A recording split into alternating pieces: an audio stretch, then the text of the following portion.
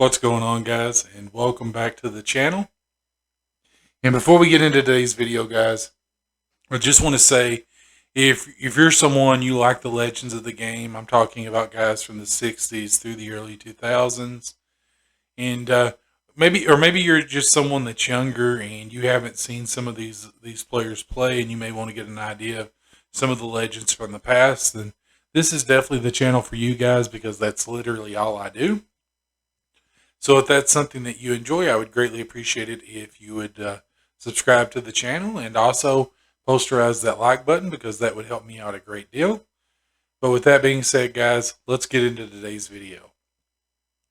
Now, Larry Bird, he is not someone that I would consider an underrated player. I would say that maybe some of the younger generation, they don't know how good Larry Bird was. Um, I actually had in one group on Facebook, I actually had a guy tell me that Michael Jordan just appeared to be so good because his best competition was Larry Bird, and that basically that Larry Bird was a bum, wasn't able to play. And when I see comments like that, guys, it tells me, I mean, one thing. I mean, one, you know, that a lot of the younger generation they've never seen these a lot of these great legends play, so they don't know how good someone is. Um, and calling Larry Bird, his actual words was Larry Bird was trash. You know and anyone that watched Larry Bird play, um, that, I mean, he wasn't the most athletic player on the court, and beside today's NBA players, I'm not saying that he would be anywhere on that level of athleticism, but do I think a player like Larry Bird could thrive in today's NBA with the focus on the 3-point shot and things like that? Most certainly, because let's face it, guys, even in the '80s. Larry Bird, he wasn't as athletic as Dr. J or Jordan or guys like that, but he was still able to put up good numbers. He was still able to play, the game really, really well, and he was able to do what he wanted to do on the ball, on the basketball court. So I feel like when someone tries to say that, things like that about Larry Bird, that just tells me that they never saw the guy play. And if they watch Larry Bird play and they're still saying that, then that tells me that they're either purposely doing that to build up whoever they're trying to build up, or they just don't know basketball.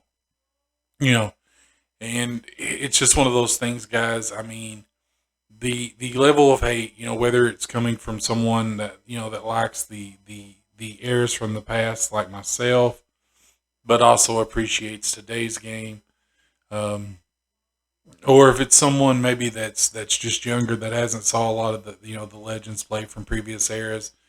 Um, it, it just always feels like there's a lot of hate there back and forth, and it's just, guys, in the game of basketball, it's not needed. Yes, it's good to have a rivalry, but you don't have to. You can appreciate guys like Larry Bird, Michael Jordan, Magic Johnson, um, as well as Kobe, LeBron, Duncan. You don't have to pick and choose players. Uh, just because you don't have to tear down a player, I should say, to make your guy look better. You know, because a lot of times when you try to do that, you really you make yourself look like you never seen them play, or you don't know the game. Literally, I mean, that's and I don't get into a debate with people like that because I just know that if it's either one of those two things, that they don't understand the game of basketball and how the game of basketball is played, or if they've never seen how good someone was, and yet they're still making comments on someone's play, then you can't change that, guys. And social media, it's horrible with that, because you give everybody a voice. And my biggest thing is, and I would just tell this to anyone, whether you think Jordan's the GOAT, or you think Kareem's the GOAT, or you think LeBron's the GOAT, or whoever, Wilt, it doesn't matter. But the thing is, at the end of the day, they're all elite basketball players. They're all the top tier level basketball players. And the differences in their game, in terms of their talent level, is so minimal that you're not going to be able to say clearly, this guy is better than this guy, or vice versa, right? Because one, they played in different eras. The officiating was different, the competition was different, so you just can't compare them. So I look at it, as greats come from an era, I should say, and not it's not so much there's not one greatest of all time. Even though, I mean, I feel like, to me, out of all the players that I've seen, Jordan's the greatest that I've ever seen play the game. But if you say that LeBron's the greatest, or that Kareem's the greatest, I'm not going to tell you that you're just wrong, because to me, I feel like there's no right and wrong answer for that. They're all amazing players, and it's always going to be based on opinions, right? But with that being said, guys, and that little kind of getting off, on that little rant there, let's get into today's build, okay? So I went back and forth a couple of different ways on, what pie chart would be a good Larry Bird build, because we know we're going to want shooting, we want defense, and rebounding, but we also, playmaking is something else that you would want with a Larry Bird build. Now, we know that unfortunately in 2K, guys, you kind of have to pick and choose, right? I mean, you can't have it all with the 2K build. You're not going to be able to. So the things that I looked at, guys, is I kind of looked at what works best.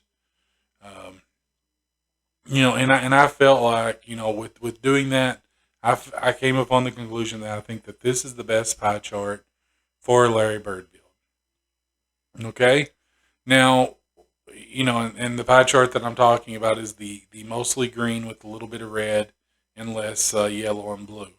Um, and with this, guys, you do want to go speed, because you're going to be going up in height, and it's a shooting build, so naturally your speed is just kind of destroyed as it is. So you're going to max out your close shot and your driving layup, and you're going to put your driving dunk up to a 60. Because, guys, I mean, while Bird, he was able to dunk, that wasn't his game. And I'm not going to do anything with the standing or post hook. Even though Bird did have a little bit of a post hook, it's not something that I'm going to focus on, because we need these attributes elsewhere, right? So I'm going to go ahead. I'm going to max out the mid 3 point shot and post fade. And then what I'm going to do before I touch anything else, I'm going to go down here, and I'm going to put up the defense. I'm going to max out the perimeter and lateral defense, steal, and then defensive rebounding. And with that, then we're going to come back up, and we're going to look at our pass accuracy and our ball handling, and we're going to go ahead and put up our post control. So with this, guys, look, you've got 35 attribute points left. So what I'm going to do is I'm going to put them on the offensive rebound, and the rest on the interior defense, just in case. Um, just in case you do need that interior defense. Now, if a situation comes up, guys, if you play like my career or something like that, and you need that free throw shooting, then you're going to look at what do you want to take, what do you want to take points away from, right? And then put it on the free throw. But me personally, guys, I feel like this right here is pretty much the way that we want to do this. So we know that Bird's 6'9", 233. Now for the wingspan guys, look, you could leave it like this. Me personally, though, I'm going to bring it down just to get that 3-point shot up, simply because Bird did have an amazing 3-point shot. He was a really good 3-point shooter. And if we look at this, guys, so once we max this build out, we know we're going to get a +4. So our close shot's going to be an 85. We'll have a driving layup of 68 with the driving dunk of 61. So, all in all, those are all pretty good. We'll be all right with that, guys. With this build, you're not going to be driving to the basket very much. You may put, play in the post a little bit, but it's not going to be, a great deal. Now, if you play it true to a Larry Bird build, then you're going to be playing in the post probably more than. But I feel like with this build, guys, you want to be out at the tray, at the 3 line, and looking for your shots. And you're going to have a mid-range shot of 87 with the 3-point shot of 85. So you're going to do really, really well with that, guys. And that post fade of 90. So when you do play in the post and you do a fadeaway, you're going to be able to do really, really well with that.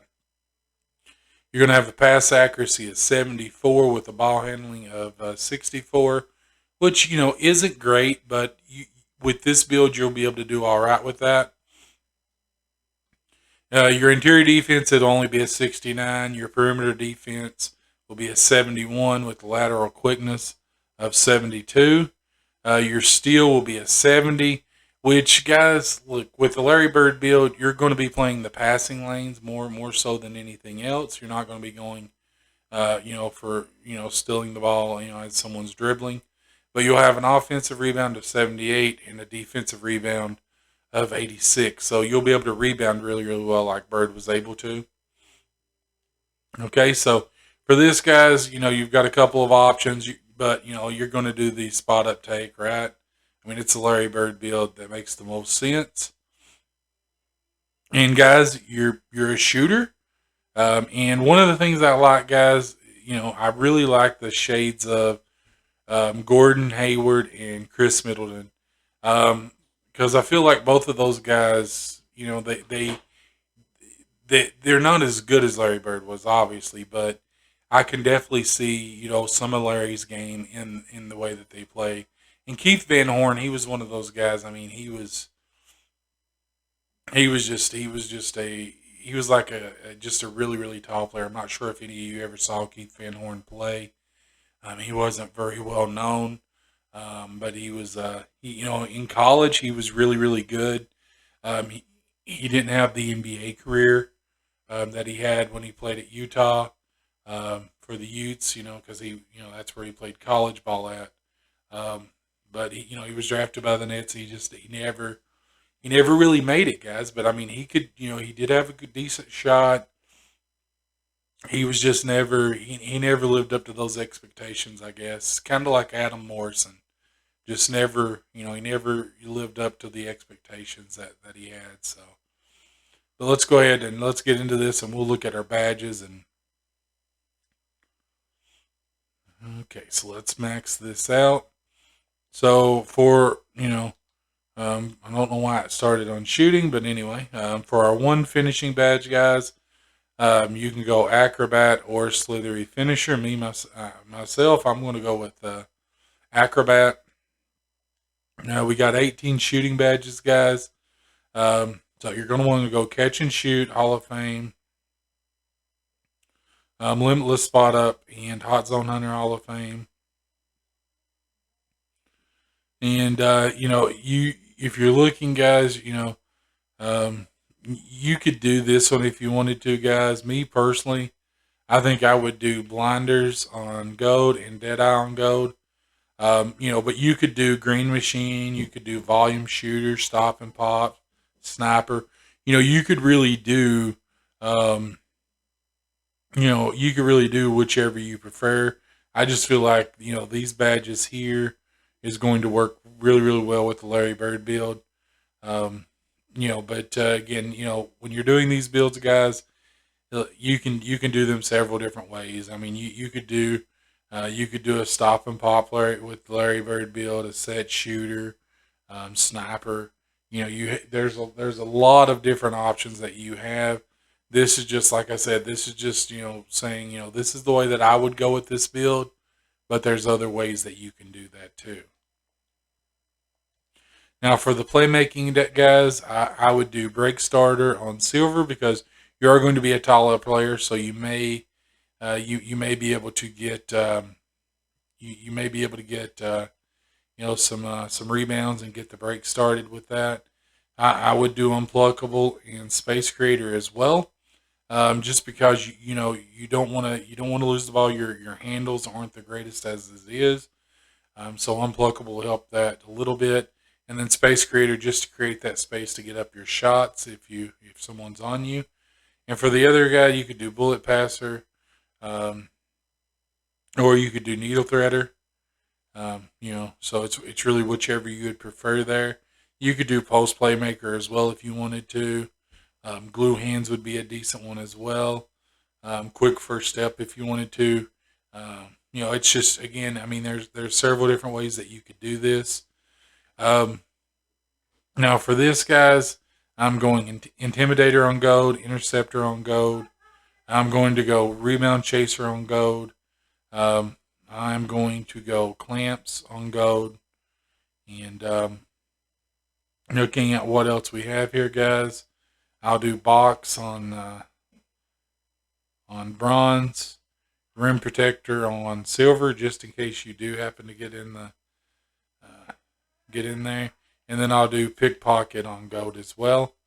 So there you have it, guys. I mean, to me, I feel like there are some things missing from a Larry Bird build that we just don't have.